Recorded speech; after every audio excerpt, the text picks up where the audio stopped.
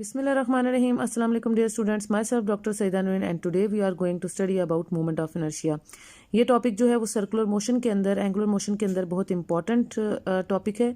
और इनर्शिया के बारे में आपको पहले भी एज यू नो कि इनर्शिया जो है वो प्रॉपर्टी ऑफ मैटर होती है जो डिटरमाइन करती है किसी स्टेट ऑफ रेस्ट को ऑफ अ बॉडी या फिर उसकी यूनिफॉर्म मोशन के बारे में। यानी कि एक बॉडी अगर रेस्ट पे है या अगर वो मूव कर रही है तो वो इनर्शिया में उसका बहुत अहम रोल होता है। तो ये आपकी क्वांटिटी ऑफ मोशन को डिटरमाइन करती है जो इनर्शिया है। सो मूवमेंट ऑफ इनर्शिया का मतलब है एंगुलर मोशन के अंदर इनर्शिया का क्या रोल है, आज हम वो स्टडी करेंगे। और जैसे आपका न्यूटन सेकंड लॉ है F is equal to M A, ठीक है, this is your Newton second law. ये जो रोल लीनियर मोशन में आपके पास लीनियर फोर्स F होती है, लीनियर मास M होता है एंड लीनियर एक्सेलरेशन A होती है। आज हम इस न्यूटन सेकंड लॉ को in terms of angular motion लिखेंगे, सर्कुलर मोशन की फॉर्म में पढ़ेंगे कि आप इसे इन टर्म्स ऑफ एंगुलर या सर्कुलर मोशन कैसे लिख सकते हैं। जैसे कि हमने अपने लास्ट टॉपिक में देखा था कि जो आपकी टेंजेंशियल कंपोनेंट ऑफ एक्सेलरेशन होता है उसका रिलेशन होता है एंगुलर के साथ, यानी A T is equal to R alpha. A T means tangential component of linear acceleration, और ये बराबर था किसके, आर अल्फा के। R is the radius. अगर कोई बॉडी जो है जैसे कि ये आपको नजर आ रही है जिसका मास एम है, ये अगर इस सर्कुलर पाथ में रिवॉल्व कर रहा है और एंगुलर मोशन प्रोवाइड कर रहा है तो फिर उस केस में जो उसका टेंजेंशियल कंपोनेंट ऑफ एक्सेलरेशन है उसका ये रिलेशन आता है कि वो बराबर होता है, it is the product of radius and the alpha. What is alpha? Alpha is the angular acceleration. So by putting the value of this tangential component of the acceleration in this expression, Newton second law में अगर हम a की जगह इसकी value put करेंगे तो यहाँ से we can define the torque first। हम इसको टॉर्क की टर्म में इसको डिफाइन कर सकते हैं, यानी लीनियर फोर्स की बजाय एंगुलर फोर्स जो आपकी टॉर्क है हम इसको उसकी फॉर्म में लिखेंगे और फिर देखेंगे कि हम कैसे न्यूटन सेकंड लॉ को in terms of angular force में के लिए उसको कैसे राइट डाउन कर सकते हैं। तो हम बेसिकली अपनी ये जो न्यूटन सेकंड लॉ है F is equal to M में, इसको हम यूज करते हुए फॉर एंगुलर मोशन या सर्कुलर मोशन के लिए हम उसको इन टर्म्स ऑफ टॉर्क जो है वो डिफाइन करेंगे। और उसको इन टर्म्स ऑफ टॉर्क लिखने के लिए, यानी लीनियर फोर्स को जब आप एंगुलर फोर्स टॉर्क की फॉर्म में लिखेंगे तो वहां से आपको लीनियर मास की बजाय ये एम आर स्क्वायर की एक फॉर्म मिलेगी which is your moment of inertia, जिसको हम मोमेंट ऑफ इनर्शिया कहेंगे। तो ये सब हमने करना है। ये किस तरह से करेंगे यहां से हम देखते हैं अब स्टार्ट से। So consider a mass M attach to the end of the massless rod, यानी अगर आप एक मासलेस रॉड के साथ आप एक मास एम अटैच करें और ये इस तरह से सर्कुलर मोशन करे और ये रेडियस ऑफ द सर्कल जो है वो आर है और जो angle is theta with respect to the X axis, तो ये बॉडी जो है इस तरह से ये सर्कुलर मोशन जो है ये परफॉर्म करेगी। और यहाँ से आप इसको where O is the fixed point, O जो है वो इसका पिवट पॉइंट है, बॉडी का मास एम है, radius of the circle is R, theta is the angle with the horizontal, और एफ वो लीनियर फोर्स है जो आप इस पे लगा रहे हैं to move it in a circular path. So by Newton second law we can get F is equal to M ए। तो हमारे पास न्यूटन सेकंड लॉ से फोर्स बराबर होता है mass into acceleration, and this acceleration is your linear acceleration. And if we consider the tangential component of acceleration अगर हम consider करें so this should be equal to R alpha. ये हमारे पास किसके इक्वल होगा, आर अल्फा के। और इस वैल्यू को जब हम यहाँ पे पुट करेंगे F is equal to M A में, so you can get F is equal to M into R alpha. तो ये रिलेशन आपके पास आ जाएगी। Now you can multiply both sides of this equation with R, यानी आप रेडियस से दोनों तरफ इसको मल्टीप्लाई कर सकते हैं। So you can get R F is equal to M R square alpha, where R F which is the product of radius and the force. ये आपने पहले भी इसके बारे में पढ़ा हुआ, this is your torque. What is RF? RF is the product of the moment arm of force and the force itself. So ये जो प्रोडक्ट होता है मोमेंट आर्म ऑफ फोर्स का और फोर्स का, वो आपके टॉर्क को डिफाइन करता है। और यहाँ से हम इसको राइट साइड पे M R square into alpha है। This M R square is your moment of inertia, जिसको आप कैपिटल आई से रिप्रेजेंट कर सकते हैं। हम यहाँ पे सारी जो है वो स्केलर फॉर्म ले रहे हैं, यहाँ पे हम वेक्टर फॉर्म किसी की भी कंसीडर नहीं कर रहे क्योंकि हम सिर्फ मैग्नीट्यूड्स कंसीडर कर रहे हैं, ठीक है। तो एम आर स्क्वायर की जगह आप उसको कैपिटल आई के साथ रिप्लेस कर सकते हैं, वेयर कैपिटल आई जो है आपका वो आपका मोमेंट ऑफ इनर्शिया है and it is just similar to the linear mass. जैसे आपके पास लीनियर मास एम होता था सर्कुलर मोशन के लिए या एंगुलर मोशन के लिए, अब आपके पास लीनियर मास के बजाय अब आप एंगुलर मास की टर्म इस्तेमाल करते हैं which is I. Where I is the moment of inertia. So moment of inertia is basically your angular mass, ठीक है। जिस तरह आपकी लीनियर फोर्स एफ की बजाय एंगुलर फोर्स टॉर्क आ जाती है और लीनियर एक्सेलरेशन ए की बजाय एंगुलर एक्सेलरेशन अल्फा से आप उसको रिप्लेस कर सकते हैं, इसी तरह आप लीनियर मास एम को जो है वो you can replace the linear mass M with your I, where I is the moment of inertia. So you can rewrite this equation. ये जो आपकी Newton second law of motion से जो equation आई है F is equal to M में, अगर मैं इसको एंगुलर फॉर्म में लिखना चाहूँ so I can write tau is equal to I alpha. So मैं ये लिख सकती हूँ, this is another form of Newton second law for the angular motion. पहले हमने उसकी linear motion F is equal to M में है तो उसकी अनदर फॉर्म जो है वो tau is equal to I alpha. Force की जगह एंगुलर फोर्स, मास की जगह एंगुलर मास एंड ए की बजाय हम अल्फा यूज करें विच इज द एंगुलर एक्सेलरेशन। तो ये हमने न्यूटन सेकंड लॉ की एंगुलर फॉर्म लिखी है, रोटेशनल फॉर्म भी आप इसको कह सकते हैं। This is the rotational analog of Newton second law जो हम यहाँ पे राइट डाउन करें, वेयर कैपिटल आई जो है वो यहाँ पे मूवमेंट ऑफ इनर्शिया को शो कर रहा है, ठीक है। सो यहां से अब आप कर सकते हैं, here F is replaced by tau A by alpha and M by M R square. The quantity M R square, ये जो क्वांटिटी है M R square, this is known as moment of inertia and is represented by capital I. और ये capital I से आप इसको represent करते हैं। This is a scalar quantity, जैसे कि आपको नजर आ रहा है, क्योंकि ये प्रोडक्ट है मास का and the square of the radius, ठीक है, या square of the distance from the axis of rotation. ये ओ जो है ओरिजिन या आपका एक्सिस ऑफ रोटेशन है ना, तो मैस, वो जो मैस सर्कुलर पाथ में रिवॉल्व कर रहा है, तो ये प्रोडक्ट है मैस का और स्क्वायर ऑफ द डिस्टेंस का from the axis of rotation, M R square. तो यहाँ इस तरह भी आप इसको डिफाइन कर सकते हैं। So the moment of inertia plays the same role in angular motion as the mass in linear motion. इस जैसे कि मैंने आपको कहा कि जैसे आप लीनियर मोशन में मास m पढ़ते हैं, इसी तरह आप एंगुलर मोशन में कैपिटल आई की बात करते हैं which is your moment of inertia, ठीक है। So it may be noted that the moment of inertia depends not only on the mass. अब वो सिर्फ मास m पे डिपेंड नहीं कर रहा but also on R square, यानी स्क्वायर ऑफ द रेडियस पर भी डिपेंड कर रहा है। तो इससे बड़ी इंटरेस्टिंग एक बात आप कर सकते हैं, जैसे आपको ये डू यू नो में उन्होंने दिखाया है, ये दो सिलेंडर्स ऑफ इक्वल मास हैं, दोनों की शेप्स, एक रॉड फॉर्म में सिलेंडर है और एक आपका डिस्क फॉर्म में सिलेंडर है, हैं दोनों ही सिलेंडर्स, दोनों इक्वल मासेस के हैं। The one with the larger diameter has the greater rotational inertia. तो इससे होगा क्या, दोनों अगर आप दोनों सिलेंडर्स, एक रॉड शेप का सिलेंडर है और एक आपका डिस्क शेप का सिलेंडर है, दोनों में से किसकी रोटेशन आपके लिए इजी होगी। तो रोटेशन, ये जो मोमेंट ऑफ इनर्शिया है, ये डिटरमाइन करता है आपकी एंगुलर वेलोसिटी को। इसको हम आगे इंशाल्लाह इन डिटेल भी देखेंगे वो कैसे करता है। जैसे आप ये पेंसिल है आपके पास, ये भी एक तरह का सिलेंडर ही है ना, रॉड शेप का। अब इसके अंदर इसको मैं अगर इस तरह से रोटेट कराऊं तो यहाँ पर आप देख सकते हैं कि जब मैं इसको ऐसे रोटेट कर रही हूँ तो यहाँ ये जो इसका half of the whole pencil, इस होल जो पेंसिल है वो डायमीटर को शो कर रहा है ना, और अगर मैं इसको, ये जो इसका हाफ है ये इसके रेडियस है। सो इट मीन्स जब मैं इसको इस तरह से रोटेट कराती हूँ तो इसका ये जो हाफ ऑफ द पेंसिल है ये इसके रेडियस के बराबर है, ठीक है। और इसको इस तरह से रोटेट कराना जो है वो थोड़ा सा मुश्किल है, डिफिकल्ट है, रोटेशन जो है वो स्लो हो रही है। लेकिन इसकी बजाय अगर आप इसको, मैं इसको ऐसे रोटेट कराऊं तो अब आप देख रहे हैं कि कितनी फास्ट रोटेशन हो रही है। फास्ट रोटेशन का मतलब fast angular, more the value of angular velocity, greater the value of angular velocity. और वो फास्ट रोटेशन जो है जिससे एंगुलर वेलोसिटी की वैल्यू ज्यादा हो रही है, वो क्यों है। अब आप देखें ऐसे रोटेट कराने में क्या हो रहा है, या अगर मैं इसको कह रही हूँ कि ऐसे रोटेट कराने में क्या हो रहा है कि ये जो इसका हाफ है, अब ये इसका हाफ ऑफ दिस सर्कल, ये जो ऊपर से आपको नजर आ रहा है, इसका जो अब हाफ है वो इसका रेडियस है। अब दोनों में जिसका, कहने का मकसद ये है कि जिसका रेडियस स्मॉल है उसका मोमेंट ऑफ इनर्शिया भी स्मॉल होगा, क्योंकि आपने अभी पढ़ा है कि moment of inertia is the product of mass and the square of radius. तो इसका मतलब जिसका रेडियस स्मॉल उसका स्मॉल मोमेंट ऑफ इनर्शिया, और अगर मोमेंट ऑफ इनर्शिया स्मॉल है तो it will be easy to rotate a body. तो बॉडी को रोटेट कराना हमारे लिए बहुत ईजी है।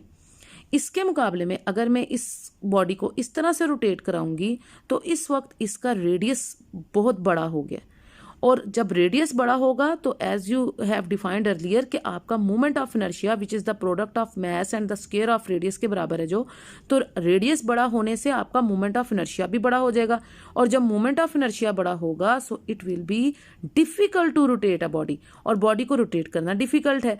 इसलिए अगर बॉडी को रोटेट करना डिफिकल्ट है इसका मतलब है इसकी एंगुलर वेलोसिटी की वैल्यू भी कम हो गई है। तो ये बात आप समझ रहे हैं कि मैं आपको क्या एक्सप्लेन करना चाह रही हूँ। मैं आपको ये एक्सप्लेन करना चाह रही हूँ कि smaller the radius smaller will be the moment of inertia, and greater will be the angular velocity. Whereas larger the radius, larger will be the moment of inertia, and slower the body will rotate, or the smaller the value of angular velocity. ठीक है, तो ये दो बातें मैं आपको यहाँ पे समझाना चाह रही थी। इससे मोमेंट ऑफ इनर्शिया का एंगुलर वेलोसिटी से क्या ताल्लुक है और रेडियस का इससे क्या ताल्लुक है, क्योंकि रेडियस आपको नजर आ रहा है। अगर आप मैथ्स को कांस्टेंट ले लें तो आप तो यहाँ पे डिफाइन करें ना कि ये जो आपका आई है, this I is your moment of inertia which is equal to M R square. तो अगर आप मैथ्स को कांस्टेंट कर दें तो आपका moment of inertia directly proportion है स्क्वायर ऑफ द रेडियस के। इसका मतलब है जितना बड़ा रेडियस उतना बड़ा मोमेंट ऑफ इनर्शिया, और जितना बड़ा मोमेंट ऑफ इनर्शिया बॉडी को रोटेट करना उतना ही मुश्किल हो जाएगा, उसकी एंगुलर वेलोसिटी स्लो हो जाएगी, लेस हो जाएगी, डिक्रीज हो जाएगी। उसके मुकाबले में अगर हम कह रहे हैं कि मैं इस बॉडी को फटाफट ऐसे ऐसे रोटेट करा रही हूँ, तो ये क्यों फटाफट रोटेट हो रहा है, एंगुलर वेलोसिटी की वैल्यू बहुत बड़ी आ रही है। क्यों बड़ी आ रही है? क्योंकि मैंने रेडियस स्मॉल कर दी है। जब रेडियस को स्मॉल कर देंगे, स्मॉल रेडियस का मतलब small moment of inertia, so the angular velocity will be greater. तो ये दो बातें आपके लिए यहाँ पे समझना ज़रूरी था कि इन चीज़ों का आपस में क्या ताल्लुक है। अगर अब आपके पास, ये तो हम एक रेगुलर शेप बॉडी की बात करते थे, अगर आपके पास irregular shape of the body भी हो तो वहाँ पे भी आप उसका मोमेंट ऑफ इनर्शिया कैसे निकाल सकते हैं कि you can divide the whole mass of the body into large number of small masses में आप उसको डिवाइड कर सकते हैं। For example M1, M2, M3, M4 up to so on. आप इसको n नंबर ऑफ पैचेस में, mn तक, ठीक है, यानी आप इसको M1, M2, M3, M4 up to so on mn number of patches तक उसके मैसेज ले सकते हैं। इसके अंदर छोटे छोटे आपने इसको हिस्सों में डिवाइड कर दिया, और हर मैस का जो रेडियस है, जैसे कि M1 का जो रेडियस है with respect to the origin वो R1 है, M2 का जो रेडियस है with respect to the origin, ठीक है, वो R2 है, M3 का जो रेडियस है with respect to the origin वो R3 है, M4 का जो रेडियस है with respect to the origin वो R4 है, up to so on Rn। जितने मैसेज उतने उसके रेडियाई।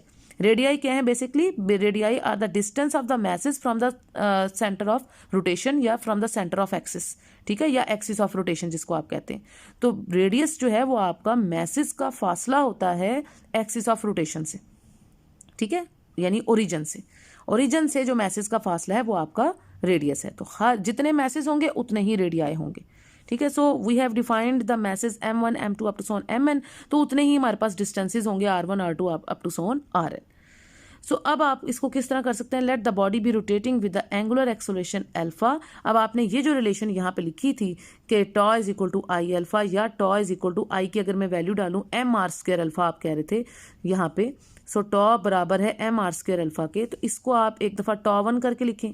सो टॉ 1 जो है मैस M1 के लिए, तो इसको आप लिख सकते हैं for mess M1, mess M1 के लिए tau 1 is equal to M1 R1 square alpha 1। Similarly torque on mass M2 mass के लिए आप टॉ 2 is equal to M2 R2 का square alpha 2 and up to so on. इसी तरह आप इसको टॉ n तक के लिए, n नंबर ऑफ मैसेज के लिए आप इसको लिख सकते हैं। So since the body is rigid, so all the masses are rotating with the same angular acceleration। हम कह रहे हैं चूंकि आपकी बॉडी जो है वो एक रिजिड बॉडी है, तो जितनी भी वो रोटेशन है आपके पास सबकी एंगुलर एक्सेलरेशन सेम है, यानी alpha 1, alpha 2 up to so on alpha n जो है आपके पास, इन सब की सेम वैल्यू है विच इज अल्फा, ठीक है, कांस्टेंट वैल्यू है, यानी आपकी जो एंगुलर एक्सेलरेशन की वैल्यू है इसमें वो कांस्टेंट है। तो आप अल्फा को इधर से बाहर ले सकते हैं कॉमन, ठीक है। सो टोटल टॉर्क अगर आप निकालना चाहते हैं तो टोटल टॉर्क टोटल जो है वो इक्वल होगा M1 R1 square plus M2 R2 square plus up to so on कितने मैसेज थे आपके पास? n मैसेज थे और n रेडियाई थे ना, सो this is MN RN square, और कॉमन आप इनमें सब में क्या ले सकते हैं, चूंकि अल्फा इज कांस्टेंट, तो ये जो बाहर वाला अल्फा है ये इन सब में आप कांस्टेंट अल्फा जो है वो बाहर कॉमन ले सकते हैं सब में। सो ये जो अंदर आपने लिखा है कि आप इसमें सिग्मा लगा सकते हैं। सिग्मा का मतलब होता है अगर आपके पास बहुत सारी चीज़ों का सम हो रहा हो तो आप उस पर सिग्मा नोटेशन लगा सकते हैं, ये सिग्मा है, ठीक है। सो सिग्मा को आप कह सकते हैं कि सिग्मा वेरी कर रहा है i इज इक्वल टू 1 से लेके n तक, MI स्क्वायर और बाहर क्या है अल्फा। अब MI क्या है? I कोई भी आप नोटेशन यहाँ पे यूज़ कर सकते हैं, आप I ले सकते हैं, JK कोई भी आप अल्फ़ाबेट इसकी जगह I की जगह यूज़ कर सकते हैं। मेन मकसद हमारा वो अल्फ़ाबेट का ये है कि I जो है वो एक सिंगल नोटेशन यहाँ पे है जो कि 1 से लेके n तक की वैल्यूज़ को शो कर रहा है। सो I वो वैल्यू है जो 1 से लेके n तक के बराबर है। So I should be equal to 1 to n। और अंदर वाली रकम को हम कैसे लिख सकते हैं, MI/RI², और बाहर आप कॉमन क्या ले सकते हैं, alpha. So this is tau total is equal to sigma I जो है वो वेरी कर रहा है 1 से लेके n तक, MI/RI² और बाहर क्या है, अल्फा। तो इस तरह आप इसका टोटल जो टॉर्क है उसको आप ऐसे लिख सकते हैं, for n number of message and n number of their radii, which radii means their distance from the axis of rotation. ठीक है, जितने मैसेज उतने ही उनके distances from the axis of rotation, उनको हम इस तरह से टोटल टॉर्क उनका की फॉर्म में उसको लिख सकते हैं। ठीक है, अब यहाँ पे ये जो आपके पास ये बहुत इंपॉर्टेंट है फॉर योर इन्फॉर्मेशन में, ये movements of inertia of the various bodies about A prime बताया हुआ, और ये कॉन्स्टेंट्स होते हैं। ये आपको इन कॉन्स्टेंट्स की वैल्यूज याद होनी चाहिए, आपको न्यूमेरिकल प्रॉब्लम में भी हेल्प आउट करेगा, और इसके अलावा आपको MCQs में भी इनके बारे में पूछा जा सकता है। जैसे थिन रॉड है, तो थिन रॉड का जो मूवमेंट ऑफ इनर्शिया है वो 1/12 ml² होता है। ठीक है, ये हमेशा इसकी यही वैल्यू होती है। इसी तरह थिन रिंग है या हुप होता है। ठीक है, हुप सर्कल की तरह, जिस तरह आप हुप को सर्कल भी कह सकते हैं, तो रिंग के लिए, हुप के लिए या सर्कल के लिए जो मोमेंट ऑफ इनर्शिया उसकी वैल्यू हमेशा I=mr² होगी। ठीक है, और जब आप डिस्क की बात करेंगे, सॉलिड डिस्क है या फिर सिलेंडर है, ठीक है, तो इसको आप कह सकते हैं कि I=1/2 mr²। ये इसकी कांस्टेंट वैल्यूज हैं इन तमाम चीज़ों की, इनको आपने याद करना है। उसके बाद ये सफ़ेयर है, सफ़ेयर के लिए जो है वो मोमेंट ऑफ इनर्शिया की वैल्यू हमेशा 2/5 mr² होती है। ठीक है, सो ये तमाम कांस्टेंट की वैल्यूज़ या आपको MCQs में या फिर आपसे जो है न्यूमेरिकल प्रॉब्लम्स में आपको हेल्प आउट करेंगी, ये आपने याद करनी है। तो ये हमने यहाँ पे टोटल टॉर्क निकाली। अब टोटल टॉर्क के बाद जो फाइनल रिजल्ट लिखेंगे हम इसे लिख सकते हैं कि tau is equal to I∝, where I जो है capital I, this is your moment of inertia जिसके बारे में हमने शुरू में बात की। और ये मोमेंट ऑफ इनर्शिया यहाँ पे किसको शो कर रहा है, सिग्मा की वैल्यू को I इज इक्वल टू 1 से लेके n तक 1 to n MI/RI²। तो ये फाइनल आपका रिजल्ट है। ये वैल्यू हमने कहाँ से लिखी है, ये वैल्यू हमने ये जो लास्ट पेज पे ये जो चीज़ है, दिस इज ये पूरा, ये जो पूरी टर्म है, अल्फा तो कांस्टेंट था ना, तो ये पूरी टर्म जो है यहाँ पे ये आपके moment of inertia capital I को शो कर रही है। तो टॉ जो है वो बराबर है I∝ के, I इसके बराबर है, I इज सिग्मा 1 से लेके n तक MI/RI²। तो ये कंप्लीट टॉपिक था आपका मोमेंट ऑफ इनर्शिया का। इसके दो हिस्से आपने पढ़े हैं। पहले तो हमने एक सिंगल मैस की बात की, ठीक है, जिसकी कोई खास शेप थी, स्पेसिफिक मैस था, जिसका स्पेसिफिक एक ही डिस्टेंस था r from the axis of rotation, और उसके लिए हमने मोमेंट ऑफ इनर्शिया को निकाला। फिर हमने बात की अगर इस तरह की इरेगुलर शेप ऑफ की बॉडी हो तो फिर हम उसमें एक मैस कंसीडर नहीं करते, उसके अंदर स्मॉल पैचेस कंसीडर कर लेते हैं, और हर पैच का एक अपना मैस होता है, और जितने मैसेज होंगे उतने ही उसके रेडियाई होंगे। रेडियाई मीन्स उनके उतने ही डिस्टेंसेज होंगे from the axis of rotation, और फिर उस हिसाब से हम उसकी इस तरह से वही फार्मूला जो आपने यहाँ पे यूज़ किया था सिंगल मैस के लिए, वही आप इसको यूज़ कर सकते हैं मैस M1 के लिए, मैस M2 के लिए, अप टू सो ऑन। और फिर टोटल टॉर्क जब आप निकालेंगे तो ये सिग्मा की नोटेशन में आप इस कैपिटल I को, where capital I is your moment of inertia, ठीक है, तो वो यहाँ पे कैपिटल I सिंगल मैस के लिए आप यूज करें, ये कैपिटल I जो है वो आपके पास वेरिएबल मैसेज के लिए या डिफरेंट मैसेज के लिए, ठीक है, M1 M2 up to so on MN masses के लिए आप इसको यूज करें। तो यहाँ तक हम इसको, ये हमारे पास कंप्लीट टॉपिक है मोमेंट ऑफ इनर्शिया का, सिंगल मैस के साथ भी और डिफरेंट मैसेस के साथ और डिफरेंट रेडियाई के साथ भी हमने उसको देखा है, और सिग्मा नोटेशन में हमने उसको लिखा है। और ये आपके पास कंप्लीट टॉपिक है मोमेंट ऑफ इनर्शिया का। आई होप आपने इसको अच्छे से अंडरस्टैंड कर लिया होगा। फिर भी अगर आपको कोई मसला हो, कोई परेशानी हो, कहीं से समझ में ना आ रही हो, तो यू कैन कमेंट में in the comment section. Until the next lecture, अपना बहुत सा ख्याल रखें, दुआ में याद रखें। That's all for today, students. If you have not yet subscribed my channel, then subscribe my channel now. You can also like my channel, share my channel, and press the bell icon for future notifications. Until the next lecture, take care. Allah Hafiz.